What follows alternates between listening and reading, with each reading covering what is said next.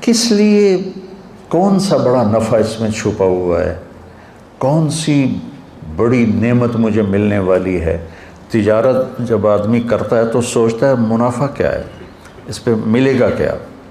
تو اللہ تعالیٰ کہہ رہا ہے کہ میں جو تم سے تجارت کر رہا ہوں نا، هل ادلکم علی تجارت، ایک تجارت بتاؤں جو تمہیں معلوم نہیں ہے، میں تمہیں بتاتا ہوں، تنجیکم من عذاب علیم، تمہیں بڑے عذابوں سے بچا لے گی۔ کیا ہے یا اللہ؟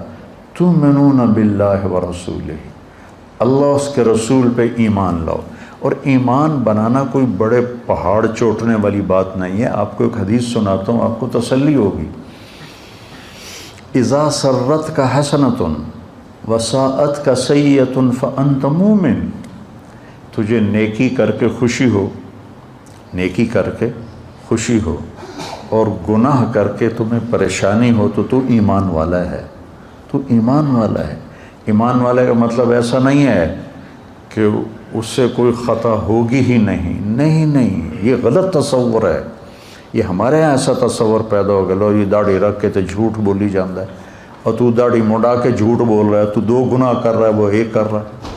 اس نے داڑھی تو نہیں مڈائی، جھوٹ بول رہا ہے، اور تم نے داڑھی بھی مڈائی اور جھوٹ بھی بول رہے ہو، تیرے 2 پرچے فیل ہو گئے، اس کا 1 پرچہ فیل ہوا ہے۔ دیکھو نا، بیلنس ہونا ہے نا، وزن تولنا ہے اللہ تعالیٰ نے۔ تو یہ ایک عام بات ہے۔ میرے ایک دوست نے داڑھی رکھ لی، کچھ دنوں بعد ایک انہوں نے شیو کرائی ہوئی، میں کو ایک ہی کیتا ہے کہ جی سارا دن جھوٹ بولنا پڑتا ہے، اس واسطے پھر میں نے شرم آئی۔ میں کہ بے وقوف، سچ بولنے کی پابندی کلمے نے لگائی ہے، داڑھی نے نہیں لگائی، اور جھوٹ چھوڑنے کی پابندی کلمے نے لگائی ہے، داڑھی نے نہیں لگائی۔ داڑھی الگ حکم ہے، سچ بولنا الگ حکم ہے۔ تو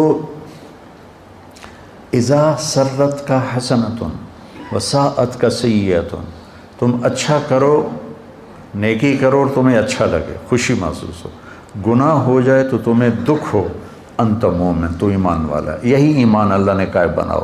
وہ ایمان نہیں چاہیے جنید بغدادی والا اور فلاں والا کہ ایک سے کہا کہ وہ کہاں پر ہے، ایک صاحب نے دوسرے کا پوچھا وہ کہاں پر ہے، کہا کہ وہ تو جی سو رہا ہے، تو انہوں نے فرمایا یہ کوئی سونے کا وقت ہے؟ تو بعد میں اپنے نفس کو ملامت کی کہ تو نے یہ جملہ کیوں بولا، تجھے سزا دوں گا، 1 سال کے روزے رکھے۔ یہ اسلام میرے اللہ نے ہمیں نہیں بتایا، اپنے نفس کو سزا دینے کے لیے کہ تو نے یہ کیوں کہا کہ یہ کوئی سونے کا وقت ہے تو 1 سال روزے رکھے۔ نہ یہ اسلام پیش کرنے کا ہے، نہ یہ اسلام اللہ نے مانگا ہے۔ یہ رہبانیت کا ٹچ ہے جو تصوف کی وجہ سے اسلام میں آیا ہے۔ اس لیے میں کہتا ہوں صحابہ کی زندگی پڑھو جس میں تمہیں اسلام جھلکتا ہوا نظر آئے گا، اپنے نبی کی زندگی پڑھو تمہیں اسلام نظر آئے گا۔ بعد کے جو بزرگوں کے واقعات ہیں، اور ایک تو اکثر جھوٹے ہیں، ان میں کوئی حقانیت نہیں ہے، جو ہیں تو وہ غلوف ہیں، جن کو غلوف کا مطلب ہوتا ہے کہ بہت زیادہ شدت پسندی ہے، تو وہ ہمارے لیے معیار نہیں۔ معیار میرے نبی کی زندگی، معیار میرے نبی کی زندگی۔ حضرت عائشہ فرماتی ہیں کہ اللہ کے نبی روزے کے ساتھ ہوتے تھے، رمضان کی وجہ سے حدیث یاد آئی، اور نماز اذان ہو جاتی تھی اور نماز پڑھانے کے لیے نکل رہے ہوتے تھے، اور اپنی بیوی کا بوسہ لے کر باہر نکلتے تھے۔ نماز پڑھانے جا رہے ہیں اور روزے دار ہیں، اور بیوی کو جا کے در رہے ہیں نماز پڑھانے، بیوی کو چومتے ہوئے جا رہے ہیں۔ تو حضرت عروہ بن زبیر تھے اس حدیث کے راوی، کہنے لگے میں نے کہا خالہ پھر وہ آپ ہی ہوگی، تو وہ حضرت عائشہ ہنس پڑیں، جس کا مطلب تھا کہ ہاں وہ میں ہی تھی۔ میرے نبی تو ہمیں ایسی پیاری زندگی بتائی، اور یہ کہتا ہے یہ کوئی سونے کا وقت ہے، اس پر 1 سال روزے رکھے۔ وہ ایک آدمی مسلمان ہوا تو اس کو پیشاب آیا تو انہیں ادھر منہ کیا، وہ ادھر قبلہ ہے، اس بیچارے نے ادھر منہ کیا، وہ ادھر پرانا قبلہ ہے، اس نے ادھر منہ کیا، وہ قبلے نو کانڈ ہو گئی، اس نے ادھر منہ کر کے پیشاب کیا۔ جب گھر گیا تو بیگم کہنے لگی بسم اللہ بسم اللہ، آکھن لگا بسم اللہ تو کر رہے ہیں تو پیشاب کر دی واری تینوں پتہ لگ جائے گا۔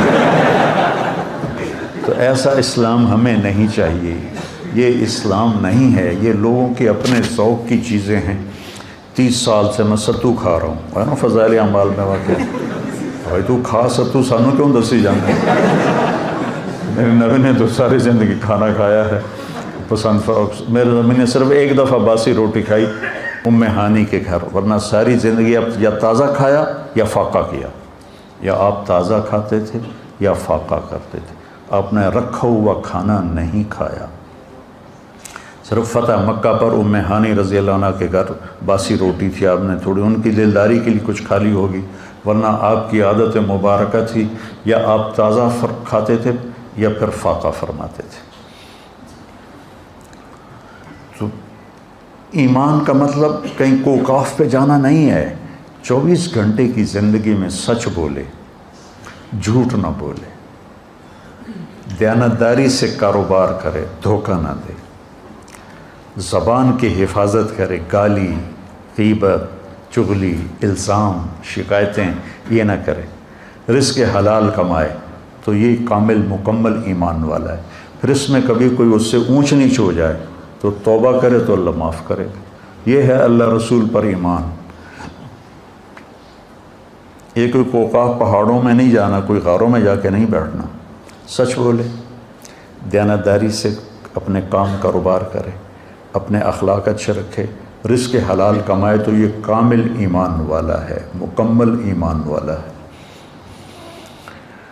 اور پھر کیا کہا؟ پھر یہی چیزیں تجاہدون فی سبیل اللہ باموالکم وانفسکم، یہ چیزیں اوروں میں پیدا کرنے کے لیے تو محنت کرو، جو جس کی کوئی بھی شکل ہو سکتی ہے، لیکن سب سے خوبصورت شکل اس وقت تبلیغ کا کام ہے۔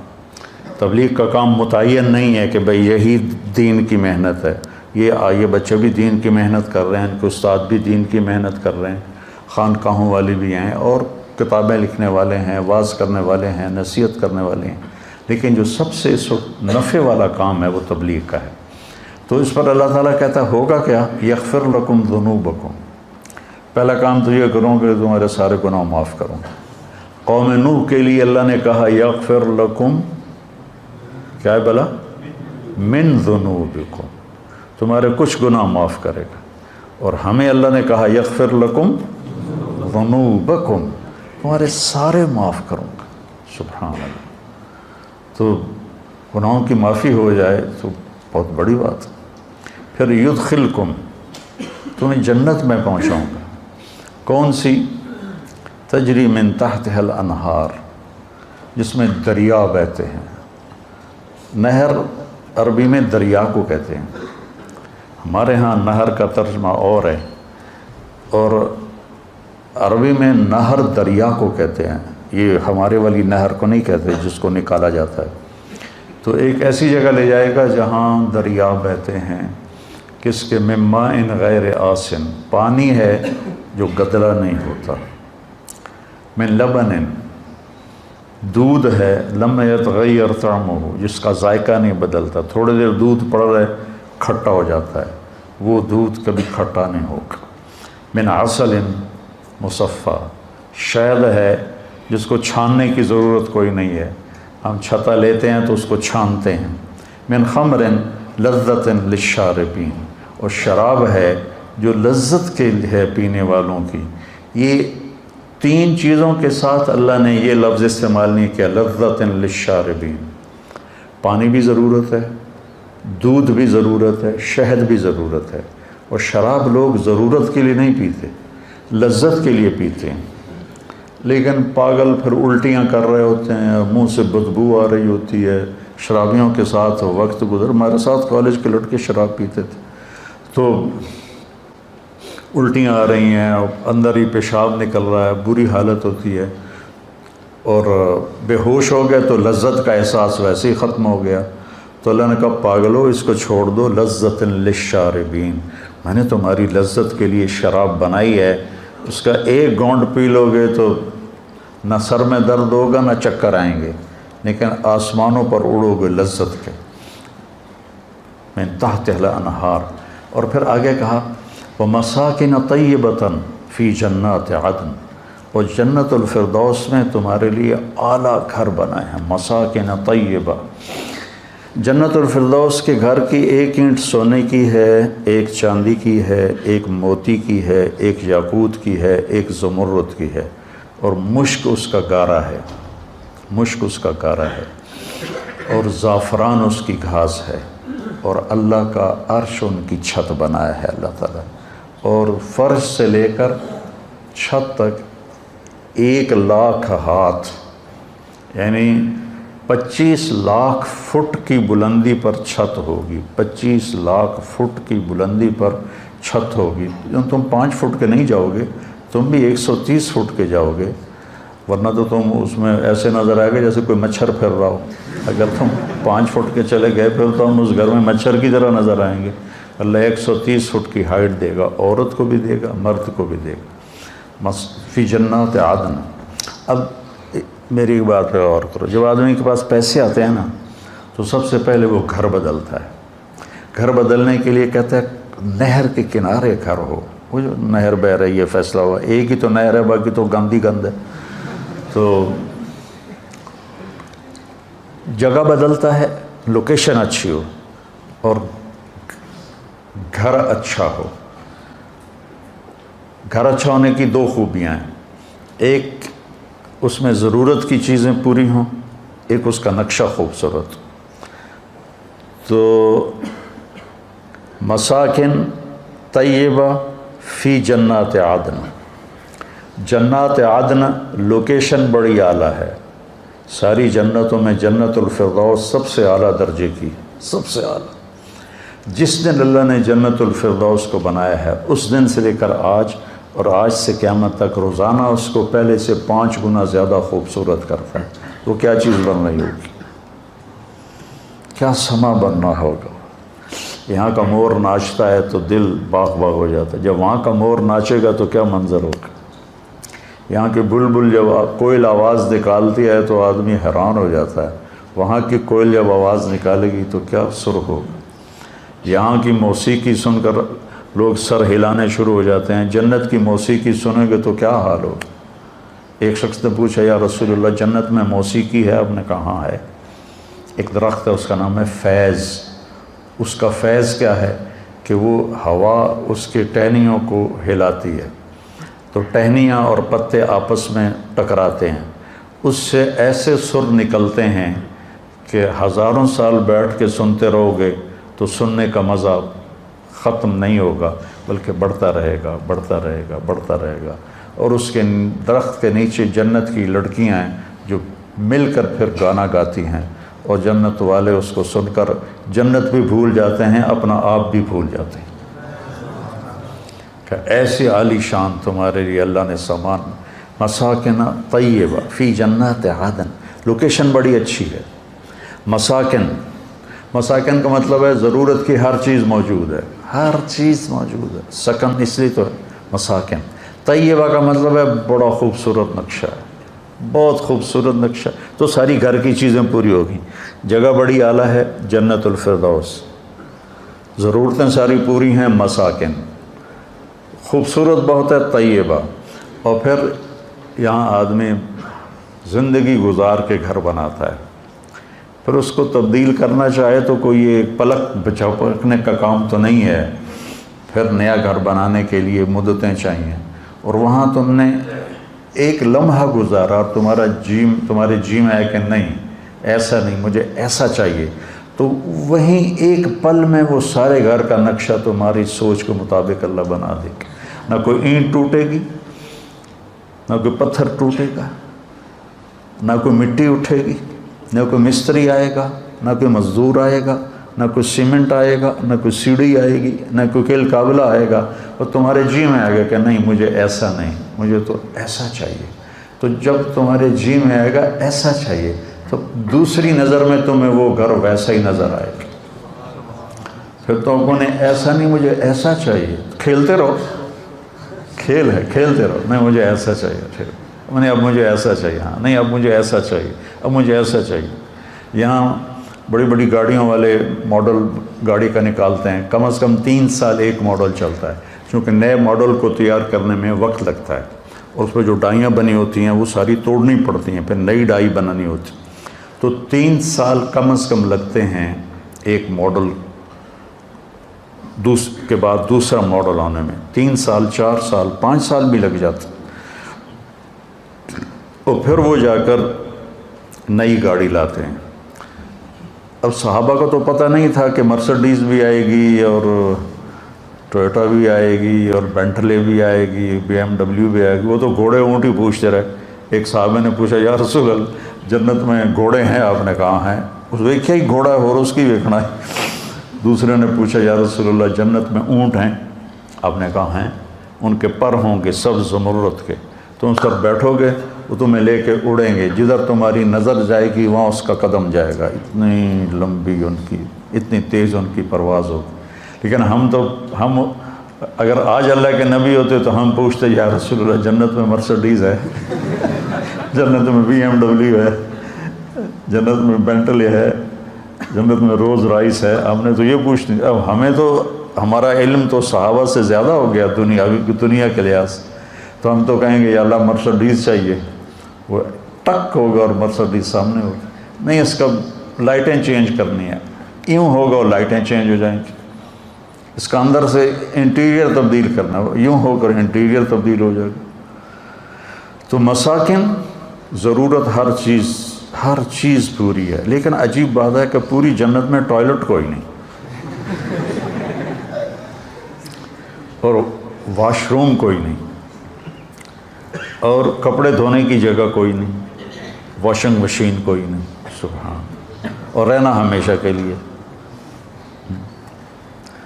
اور ہر مرد عورت نے 100 جوڑے پہنے ہوں گے, 100, ایک نہیں 100, اور وہ 2 انگلیوں میں آ جائیں گے, اتنے باریک ہوں گے. اور ان کا وزن کوئی نہیں ہوگا کہ وہ نور سے بنے ہوں گے. تو جب کپڑے تبدیل کرنے ہوں گے تو نہ کپڑے اتارنے پڑیں گے نہ کپڑے پہننے پڑیں گے. اگر 100 جوڑے تم اتارنے لگو تو کندھوں کی ایکسرسائز تو خوب ہو گئی نا. 1 2 3 4 5 50 60 70 80 90 100 موٹے تو رہ گئے نا بندیاں میں. اور جب 100 پہننے پڑیں تو پھر 1 2 3 4 سال ہے میں 6 7 8 9 10 مر گیا تھا میں. ہائے ہائے ہائے ہائے ہائے کیا جنت ہے. فی جنت تجری العیون خلالها والحور تقطر فی رشاکۃ اغیدی تقال فی حلل حرائر سندس استبرق واساور من عسجد والتاج یعلو فوق مفرق راسها من لؤلؤ وجواہر وزمرد حتی اذا اقتربت الیہ تبسمت بالغنج كالطفل الولید المسہد فهناك غرت الطیور ورتلت لحن الخلود بكل غصن املد. یہ جنت ہے, یہ جس کو تو ارادہ ہوگا میں کپڑے بدلوں, بس اتنا ہوگا. دماغ میں ڈیزائن آئے گا فلاں قسم کا. تو ایک درخت ہے طوبہ, ہر جنتی کو ملے گا, اس پر بڑے بڑے پھول لگے ہوئے ہیں. وہ پھول ایسے پھٹے گا اور ایک چمک اٹھے گی. وہ چمک جب ختم ہوگی تو آپ نئے جوڑے پہن چکے ہوں گے اور اگلے غائب ہو چکے ہوں گے. ان کو رکھنے کے لیے کوئی ٹچ کیس کوئی نہیں ہے, کوئی بیگ کوئی نہیں ہے, کوئی صندوق کوئی نہیں ہے. وہ گئے پھر کبھی لوٹ کے نہیں آئیں گے.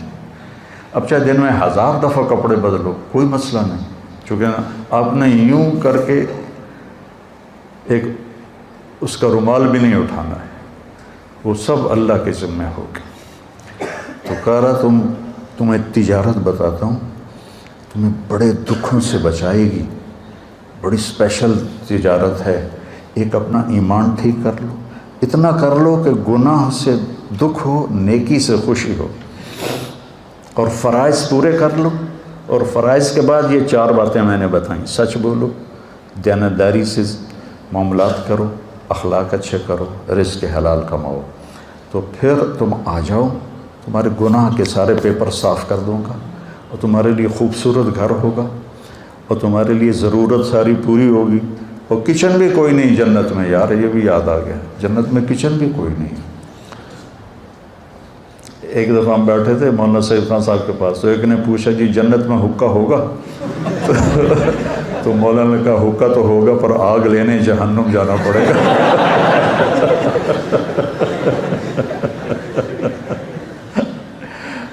تو بس سب کچھ ہوگا, چاہے نسواری کو نسوار یاد آئے گی تو وہ بھی ہو جائے گی. لیکن وہ چونے والی نسوار نہیں ہوگی، وہ پھر زعفران والی نسوار ہوگی۔ کسی پنواڑی کو پان یاد آ گیا، یہ پان کھا کھا کھا اپنے منہ سارے منہ کا ہے جائیے سارا سارا منہ سرخ کیا ہوتا ہے انہوں نے۔ ہندوستان میں بہت زیادہ ہے، ہمارے ہاں تو پان کھانے والے تھوڑے لوگ ہیں، وہاں تو ہر آدمی ہے۔